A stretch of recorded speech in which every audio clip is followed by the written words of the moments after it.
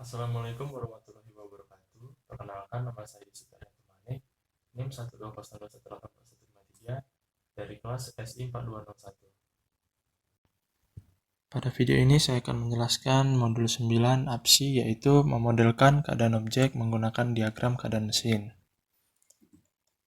Tujuan dari modul ini, setelah menyelesaikan modul ini, Anda diharapkan dapat yang pertama membuat model status objek, yang kedua menjelaskan elemen-elemen penting dari diagram UML status mesin. Selanjutnya, ini adalah gambar dari peta prosesnya, di mana dari model persyaratan menghasilkan dua, yaitu NFRS, yaitu Non-Functional Requirements, ke model arsitektur, dan Functional Requirements ke model desain. Dari kedua model ini akan menghasilkan model solusi yang akan diimplementasikan dalam bentuk kode. Nah, di sini kita akan membuat diagram interaksi untuk skenario use case utama. Itu sudah dilakukan pada modul yang lalu, dan sekarang itu mengidentifikasi dan memodelkan status objek kompleks menggunakan diagram state chart. Kemudian memperkenalkan status objek. Di sini ada dua yang harus diperhatikan dari status objek. Yang pertama, status dari sebuah objek merupakan koleksi nilai atribut nilai tertentu dari sebuah objek. Yang kedua, status dari sebuah objek menjelaskan perilaku objek relatif terhadap pemicu eksternal. Nah, pada modul ini kita fokus pada poin yang kedua. Selanjutnya, ada mengidentifikasi elemen state pada mesin diagram. Di sini bisa kita lihat elemen-elemennya. Yang pertama, ini merupakan simple state. Ini adalah transisi. Ini merupakan keadaan awal atau start. Ini adalah keadaan akhir. Dan ini merupakan pemicu transaksi atau trigger eventnya. Dan kemudian ada transisi keadaan. Transisi keadaan di sini bisa kita lihat ada apa aja. Pertama ada pemicu kegiatan, yaitu yang ini. Kemudian ada kondisi guard, yaitu yang ini. Dan kemudian ada aksi, contohnya ini. Selanjutnya ada struktur internal state node. Nah, di sini state node mewakili keadaan objek tunggal saat runtime. Nah, ini adalah contoh state node-nya, ada keadaan dan pendinginan. Nah, untuk bagiannya sendiri di sini ada masuk untuk kejadian yang menentukan tindakan saat masuk ke keadaan atau state. Ada keluar, yaitu kejadian yang menentukan tindakan saat keluar dari keadaan atau state. Kemudian ada lakukan untuk menentukan tindakan yang sedang berlangsung. Anda juga dapat menentukan peristiwa tertentu dengan tindakan yang sesuai. Selanjutnya, melengkapi diagram HVAC status mesin. Nah, beginilah gambar dari diagram HVAC status mesin versi lengkapnya. Selanjutnya, membuat diagram status mesin untuk sebuah objek yang kompleks. Nah, bagaimana caranya? Yang pertama, kita harus menggambarkan kondisi awal dan akhir.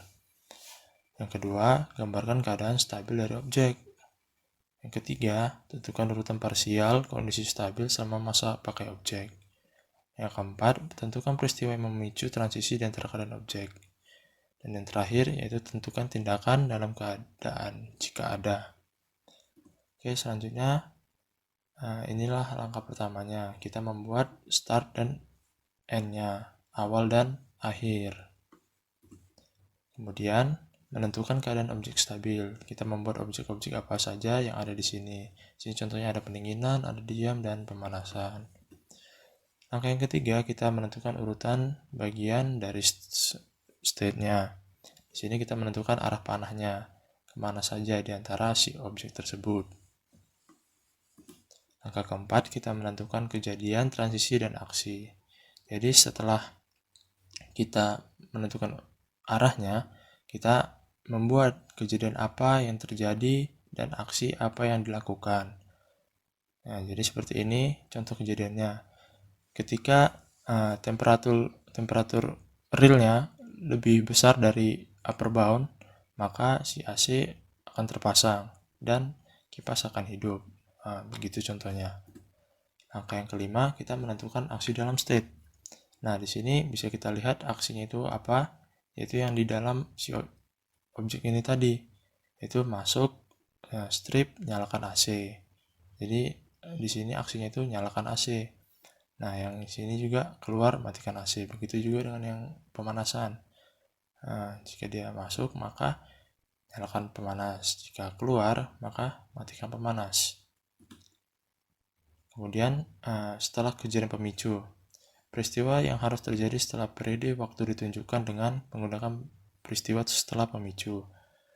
Untuk memancarkan transisi setelah 10 menit, menentukan acara pada transisi tersebut setelah 10 menit. Acara ini sering digunakan untuk timeout. Kemudian transisi mandiri. Transisi mandiri di sini merupakan transisi keadaan dengan keadaan yang sama untuk sumber dan tujuan transisi. Begini gambar dari transisi mandiri. Kemudian ada persimpangan. Dalam UML, sebuah junction dapat digunakan untuk menyederhanakan diagram dengan memecah transisi menjadi beberapa fragmen, sehingga mengurangi duplikasi peristiwa pemicu, penjaga, dan tindakan. Contoh berikut merupakan urutan transisi state, urutan peristiwa, evaluasi penjaga, dan tindakan. Di sini bisa kita lihat gambarnya. Contohnya yaitu pertama dari SA, di mana SA di sini merupakan order of state, dan event yang dilambangkan dengan E, G itu evaluation of guard atau kondisi penjaga, dan action atau aksi dilambangkan dengan huruf A.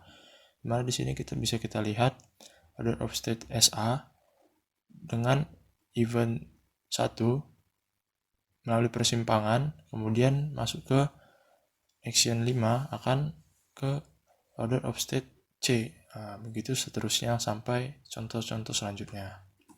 Selanjutnya ada contoh persimpangan.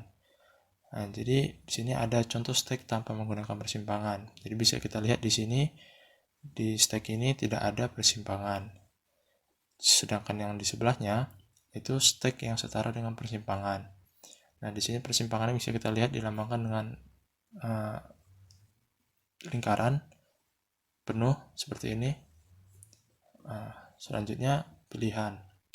Jadi dalam UML, sebuah pilihan digunakan untuk menyederhanakan diagram dengan memecah transisi menjadi beberapa pecahan. Dengan demikian, mengurangi duplikasi dari pemicu peristiwa, penjaga, dan aksi.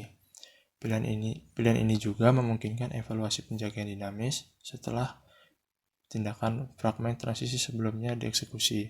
Contoh berikut ini menunjukkan urutan dari transisi status, urutan peristiwa, evaluasi penjaga, dan aksi.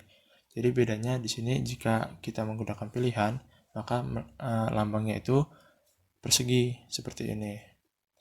Dan ini pilihan, manfaatnya kita menyederhanakan diagram dengan memecah transisi jadi beberapa pecahan.